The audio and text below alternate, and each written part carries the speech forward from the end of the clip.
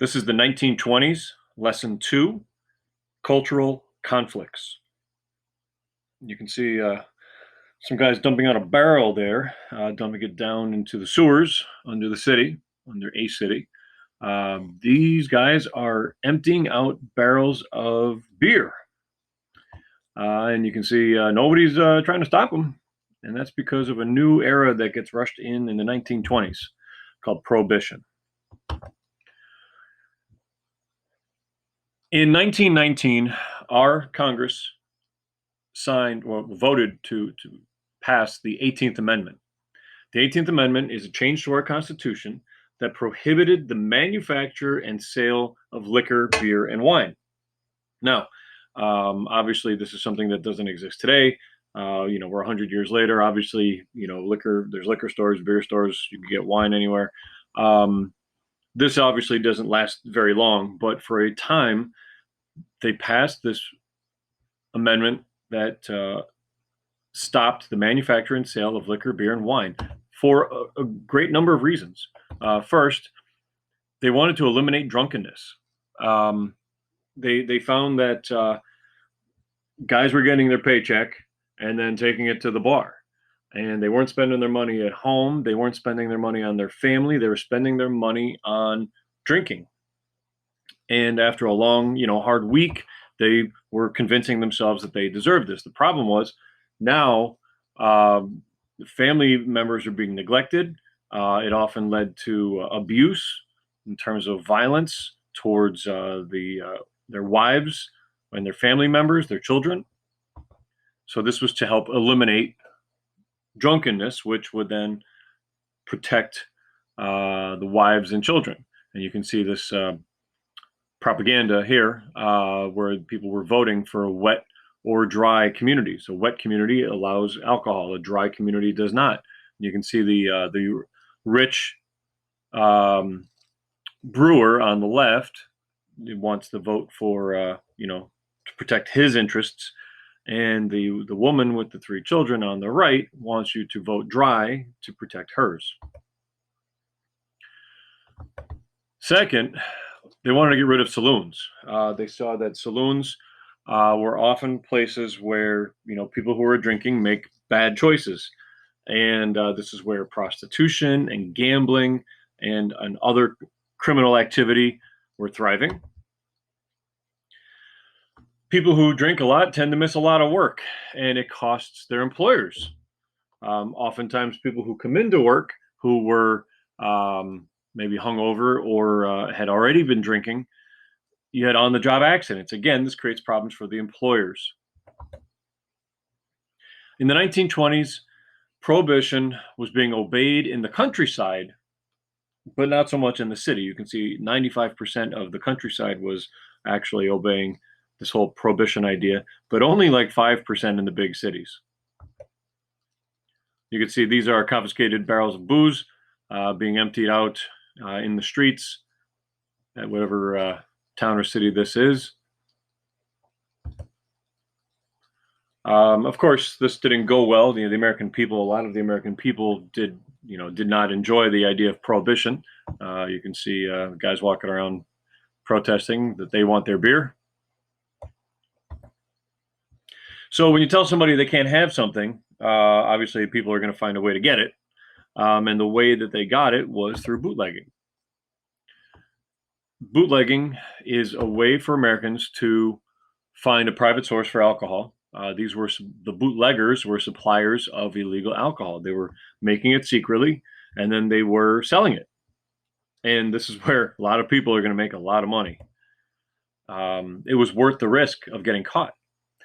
Some of these bootleggers operated stills, which are devices used to produce alcohol from corn, grain, potatoes, or other fruits and vegetables. Others smuggled alcohol into the country from other areas, other parts of the world. And then they opened up something called speakeasies. Now, speakeasies were bars that operated illegally, oftentimes in the basement of a legitimate business, where there were bartenders and wait staff and the whole thing. And in the big cities, these things were very popular. You see Lily the dog is chiming in on her opposition to prohibition as well. Customers had to show membership or be recognized by the guards or the bouncers at the door in order to get in. And you can see it looked like a normal bar, and men and women having a good time. A bar that's packed. They didn't seem too concerned with getting caught, right? You can see these guys are joking around with a sign that there would be no intoxicating liquor allowed on the premises. Meanwhile, they're all holding a drink or have a bottle of an alcoholic beverage in front of them. So, in order to keep things in line in terms of bootlegging and these speakeasies, we end up with something called organized crime. The complexity of supplying illegal liquor led to the development of organized crime. And I say that sitting in Northeast Pennsylvania, which was one of the biggest areas of organized crime in the whole country. At first, local gangsters operated independently. They did it on their own, and they were in competition with each other for territory, for speakeasies, for bootleggers. But then they realized that if they were to team up and to join up, they could create an organization that was large and efficient enough to handle the entire bootlegging operation. There was enough money to go around. This protected everybody and erupted in less fights between these small gangsters. But then you end up with these bigger fights between these big crime families. Oftentimes, they ended up in what were referred to as gang wars when trying to expand their territories. And the streets became oftentimes a very bloody battleground. Organized crime didn't just worry about illegal alcohol. They also got into other illegal activities, things that people, the reason for prohibition was to not only stop the drunkenness, but to also stop the gambling and the prostitution and other crimes that were happening in those bars, including something called racketeering. Racketeering is the paying off of or bribing of public officials, like city council members or whatever, to look the other way. Here's a little bit of money for your campaign, and I just need you to completely ignore the fact that we're doing what we're doing. They also were forced to pay, they also forced local businesses to pay a fee for protection.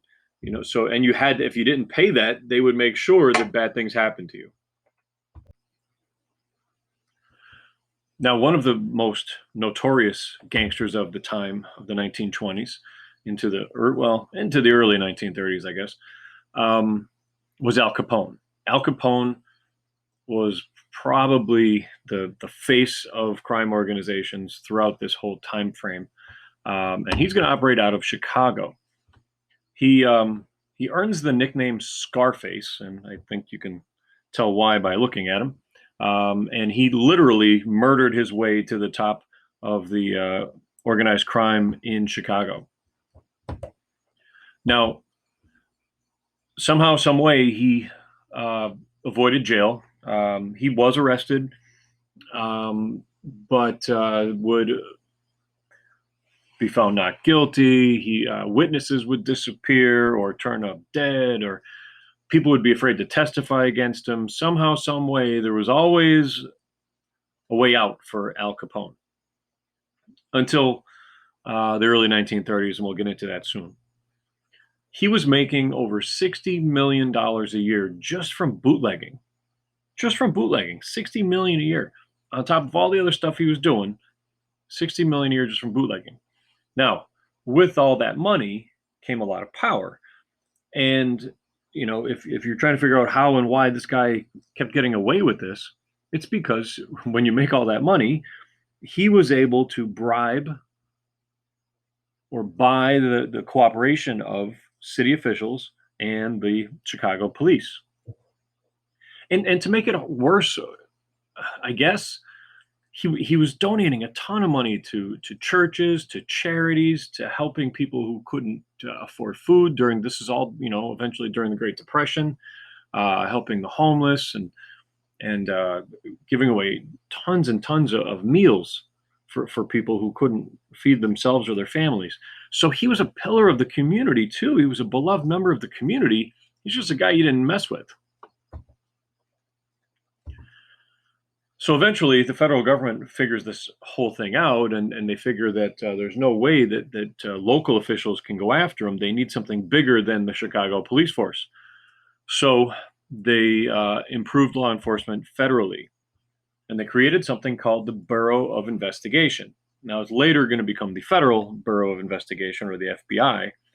And the guy who's going to run the FBI, will eventually become the FBI, is a guy named J. Edgar Hoover. Now, Hoover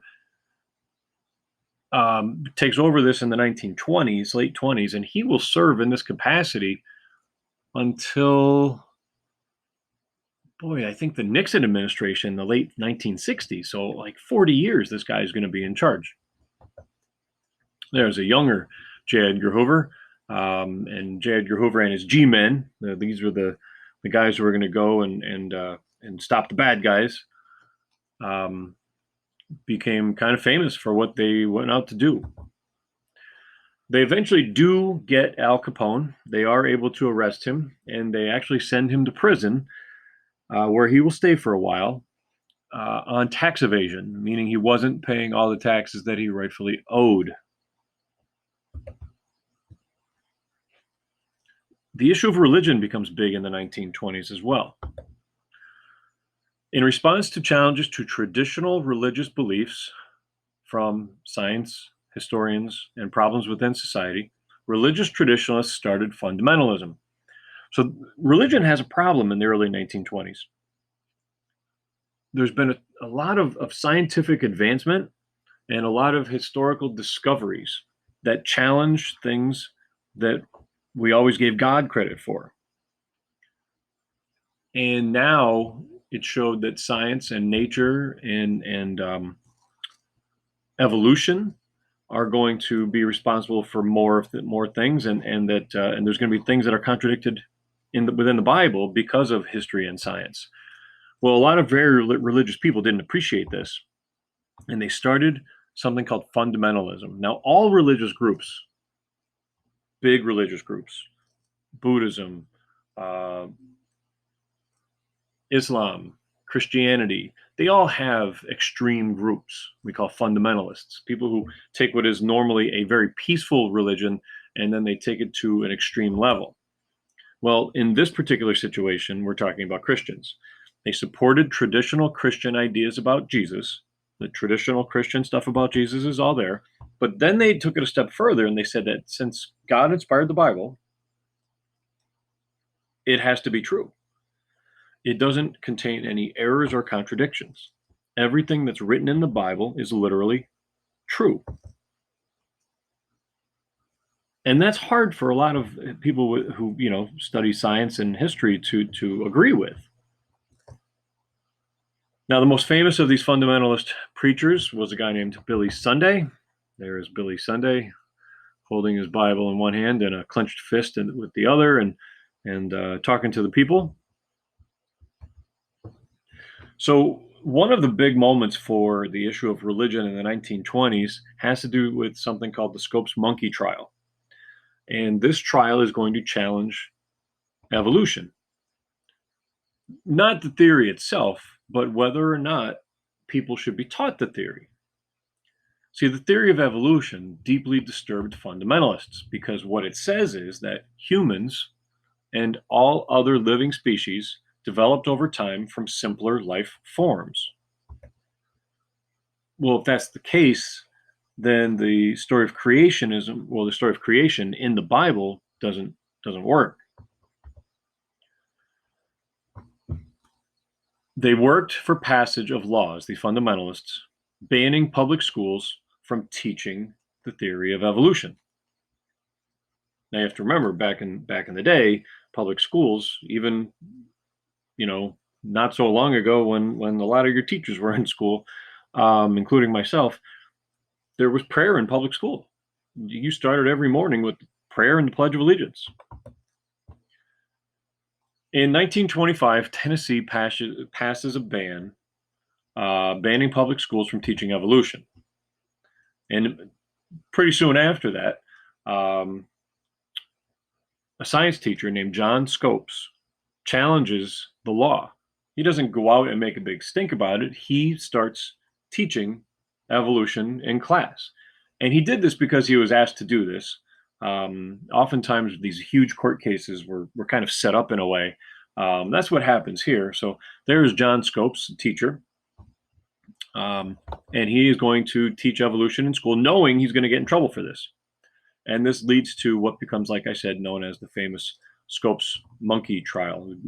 Monkey in quotations, kind of poking fun at this whole situation. The Scopes trial becomes so big that it attracted two of the country's greatest lawyers of the day. William Jennings Bryan, who had run for president of the United States, who was the fundamentalist side of this, and Clarence Darrow, who was a supporter of free speech. Clarence Darrow is on the left in this picture, and William Jennings Bryan is on the right. Scopes was found guilty of breaking the law in the end, and he faced a $100 fine. But that wasn't the point of what they were doing here. Bryan ended up actually taking the stand regarding the literal translation of the Bible. And Clarence Darrow really just crushes him on this, breaking Bryant down to the point where he is like kind of a babbling fool, and he's just reciting verse and text of the Bible, and got so worked up over this whole thing that within a couple days of the trial, which was in incredibly extreme heat and packed courtrooms, Bryan actually died a few days afterwards. You can see the community all packed into the courthouse here. And that's the people who got in. People who didn't get in were outside. And they were trying to listen in on everything that was going on.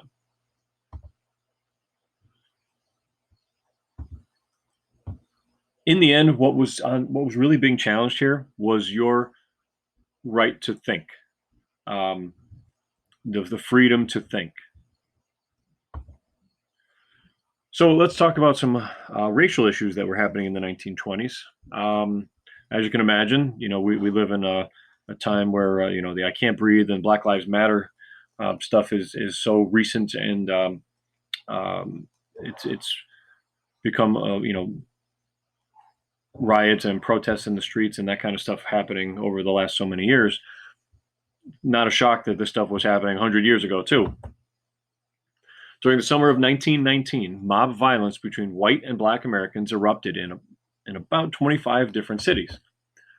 This was nicknamed Red Summer because of the amount of bloodshed that there was. And the worst of the riots was actually in Chicago, the same city that, of course, we talked about Al Capone before.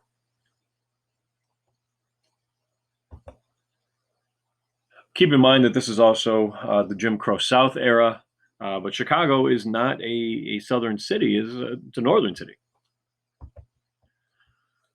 We can see in the Chicago Daily Tribune, strike is on, cars stopped, 20 slain in race riots, 3,500 troops ready to go into riot zone, 200 or more injured, police claim control. This was a huge problem in the city of Chicago. Now, in the 1920s, we also have a revival of the KKK, or the Ku Klux Klan. They had just been about wiped out during Reconstruction, post-Civil War.